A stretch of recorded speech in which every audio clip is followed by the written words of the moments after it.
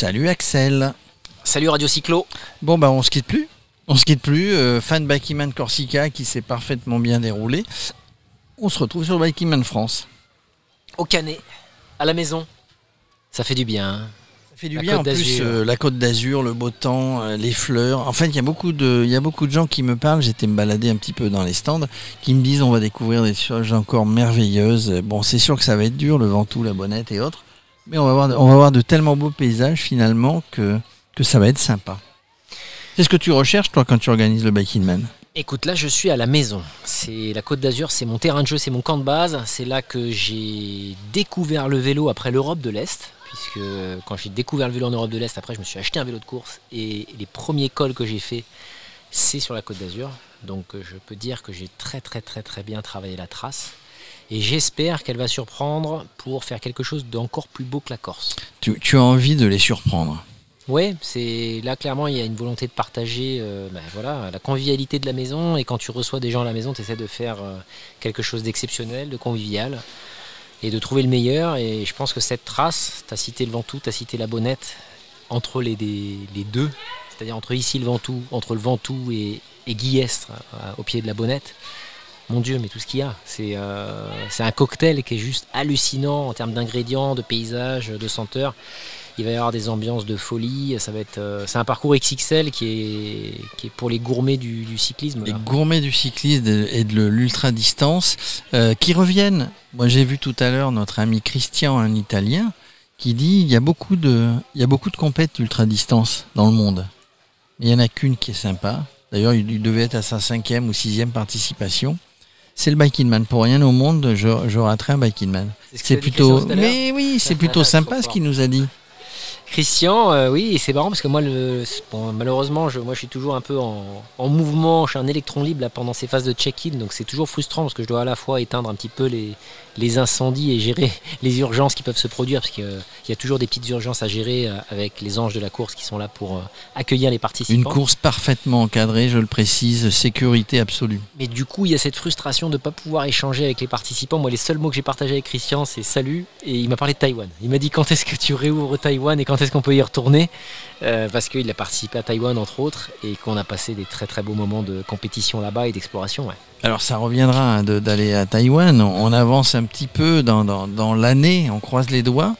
Il y a quelque chose qui change depuis la semaine dernière, le Bikeman Man Corsica, c'est que le couvre-feu a été levé, et ça change quand même beaucoup de choses au niveau des coureurs.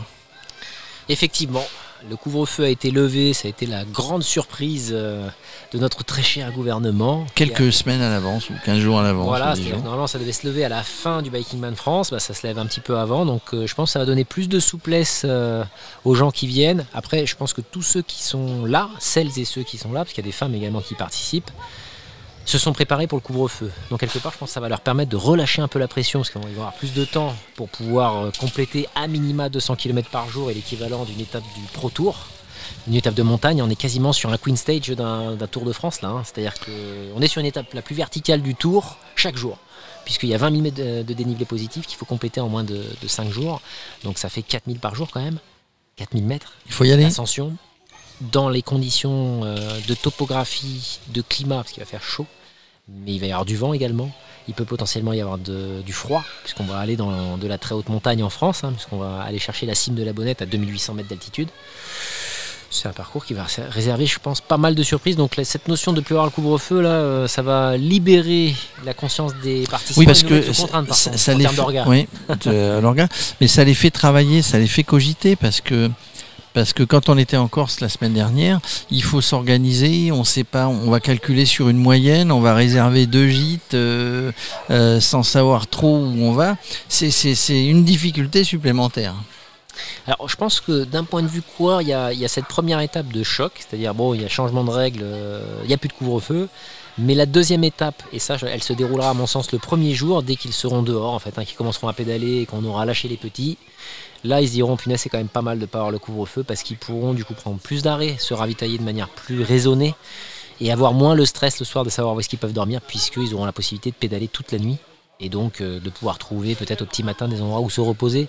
Mais ça ne viendra, ce relâchement et ce détachement de stress que, à mon avis, dès le départ. Alors, le départ aura eu lieu. Oui, après on lâche les petits, comme tu dis. Alors il y en a qui disaient tout à l'heure, on va peut-être justement profiter de cette évolution, de cette suppression entre guillemets du couvre-feu, parce qu'un col comme le Ventoux, un col comme la Bonnette, peut-être on le fera de nuit, à la fraîche. Alors effectivement, c'est là la particularité du couvre-feu quand il est levé, je pense que c'est un très gros atout pour des coureurs qui sont expérimentés et à la fois qui sont plus âgés, c'est-à-dire qui résistent moins à la chaleur. Donc ça leur permet de pouvoir gérer leur course et du coup de pouvoir pédaler par exemple davantage la nuit, se reposer peut-être quand il y a les fortes chaleurs par exemple de 11h à 15h et éviter ces périodes-là pour finalement économiser leur énergie, économiser les calories et en profiter pour pédaler la nuit à la fraîche. C'est une très très bonne stratégie puisque la chaleur va être, à mon avis, outre la topographie du parcours, le challenge numéro 1. C'est que clairement là on est vraiment sur une chaleur azuréenne. Donc là on a encore les embruns de la mer Méditerranée. Mais après dans les terres il y en a un petit peu moins. Il y en a un petit peu moins. Et donc ça c'est ça qu'il va falloir gérer, l'alimentation, l'hydratation ou la déshydratation. Tu sais comme moi que les gars ils vont, les hommes, les femmes, ils vont au bout d'eux-mêmes. Ils découvrent en eux des possibilités qu'ils n'avaient jamais imaginées. Moi j'ai remarqué ça en Corse, il y en a qui se sont dépouillés pour arriver. Je pense à Zoubir, je le cite, on l'a vu sur les réseaux sociaux, il y en a d'autres. Ils se sont mis au-delà de ce qu'ils pensaient faire pour y arriver. Parce que leur truc c'est d'être finisher. L'avantage en fait du Biking Man, c'est que ça leur permet de pouvoir se tester et d'aller vraiment au bout d'eux-mêmes, quoi. C'est un des moyens qui est disponible aujourd'hui de pouvoir se tester et d'aller. Et c'est ça que j'aime sur le format du 1000 km, c'est que clairement tu peux te permettre d'aller prendre des risques en termes d'endurance, en termes de kilométrage, en termes de nombre d'heures de pédalage que tu pourrais pas faire sur des compétitions qui existent, par exemple de 2005, 5000 ou plus de kilomètres. Où là clairement il y a trop de risques. Là sur un 1000 bornes, tu peux vraiment essayer de te pousser dans tes derniers retranchements et de voir comment tu réagis sans prendre trop de risques. Et je trouve que ce format-là, on le voit en fait au quotidien avec les participants qui arrivent, comme tu dis, au bout d'eux-mêmes sur les finish lines, notamment Zoubir sur la Corse, là, qui a eu une très très belle arrivée.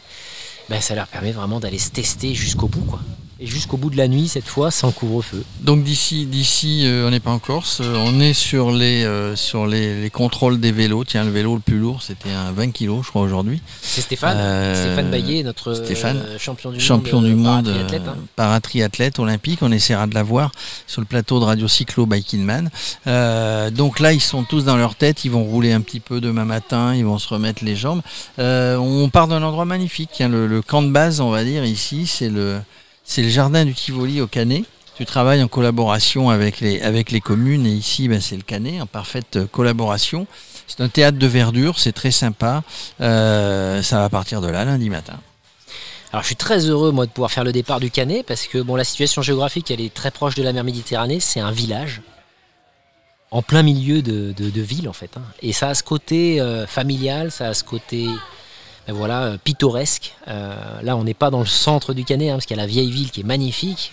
Cet amphithéâtre c'est un outil qui est très très beau pour pouvoir organiser des événements et je suis fier qu'on puisse l'utiliser pour le Biking Man. Je pense que ça va créer une belle convivialité à la fois pour le départ mais également pour les arrivées parce que on a toute l'infrastructure à proximité, les vestiaires, les douches. Donc jour et nuit pour les participants, ils ne seront pas laissés à l'abandon quand ils arrivent sur place. Tout est parfait.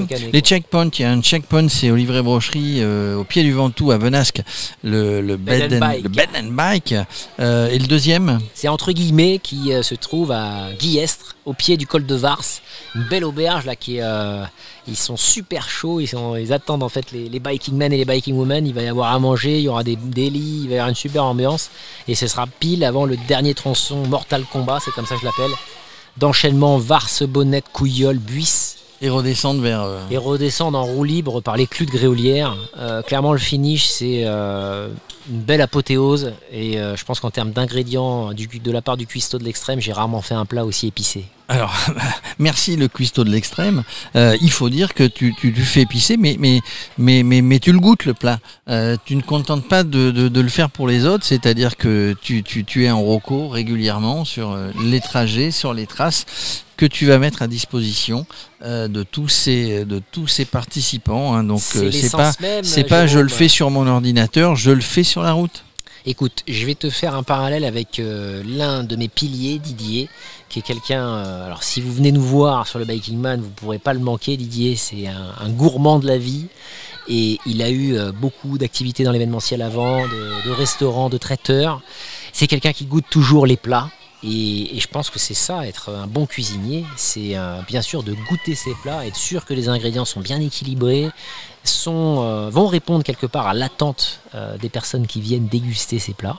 Et je pense que là-dessus, moi j'essaie de donner le meilleur. Et clairement, je ne crois pas qu'il est possible d'organiser un événement si toi-même, en tant qu'organisateur et directeur de course, tu n'as pas goûter ton propre plat à 100%, sans triche et sans travailler sur des outils informatiques, quoi. Il faut vraiment prendre le vélo, y aller. Il faut vraiment prendre le vélo, y aller, voir si c'est équilibré. Tu leur mets pas n'importe quoi, on va dire, sous les roues et sous les jambes. Je te décerne donc 3 étoiles. 3 étoiles, cher cuisinier. S'ils sont d'accord avec cette analyse. Mais en tout cas, il y a une très très belle progressivité. C'est-à-dire que, bon, moi je peux pas tout dévoiler là, mais du départ jusqu'à l'arrivée, chaque Biking Man est conçu avec une progressivité comme un entrée, un plat et un dessert lorsqu'on va au restaurant. C'est la même chose. Voilà. Et on met jamais le dessert en entrée, jamais. Et c'est fromage et dessert là, sur ce coup-là. Hein. Exactement. Et tous ces ingrédients-là, je pense que les Biking Men et les Biking Women qui viennent les ressentent parce que voilà, on le voit sur les finish lines quand ils arrivent, quoi. Ils sont heureux, c'est pour ça qu'ils viennent. Qui fait qu'ils sont heureux. Ouais. Ils sont épuisés, mais ils ont vu, ils ont été au-delà peut-être de ce qu'ils pensaient pouvoir faire. Je le disais tout à l'heure. Mais on les voit heureux. On les voit heureux avant. On les voit heureux pendant et on les voit heureux à l'arrivée. C'est plutôt sympa. Voilà, c'est l'esprit Biking Man familial. Ils y reviennent et nous on y reviendra aussi. Hein. On est ici, on sera sur d'autres Biking Man évidemment avec toi, Axel. Merci. Et oui, d'ici pas très longtemps d'ailleurs. D'ici pas très longtemps. Après le Tour de France, on se retrouve 2 semaines, ailleurs. En fait, on est là. Hein. On est là pour. Il va nous épuiser. Il va nous épuiser, le Axel. On va vous montrer la France. On va vous montrer la France. Vous allez découvrir la France. Vous allez découvrir le Portugal, le Pays Basque. Vous allez découvrir plein de choses. Et je vous jure, vous y reviendrez avec le sourire. Merci, Axel. Merci, Jérôme.